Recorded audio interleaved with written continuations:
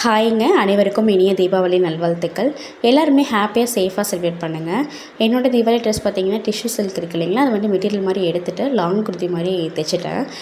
ஃப்ரண்ட்டில் வந்து வீட்னெக் ட்ரை பண்ணியிருந்தேங்க. அதுக்கப்புறம் பஃப் ஸ்லீவ் வந்து ஃபஸ்ட் டைம் ட்ரை பண்ணியிருந்தேன். லைட்டாக பஃப் கொடுத்து நல்லா தான் வந்துருந்துச்சு.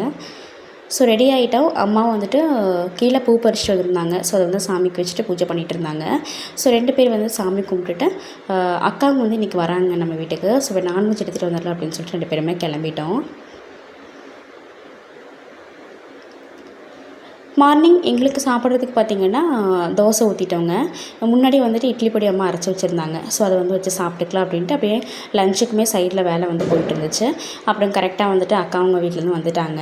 ஸோ மத்தியானம் லஞ்ச் பார்த்திங்கன்னா சிக்கன் சிந்தாமணி, மட்டன் குழம்பு, மட்டன் கிரேவி, ரத்தம், அதுக்கப்புறம் குடல் வந்துட்டு வறுவல் மாதிரி பண்ணியிருந்தாங்க. ஸோ சூப்பராக இதை வச்சு தீபாவளி வந்துட்டு எங்களுக்கு மத்தியானம் போயிடுச்சுங்க. ஈவினிங் பட்டாசு வைக்கிறது நெக்ஸ்ட் ஷார்ட்ஸில் வந்து ஷேர் பண்ணுறேன்.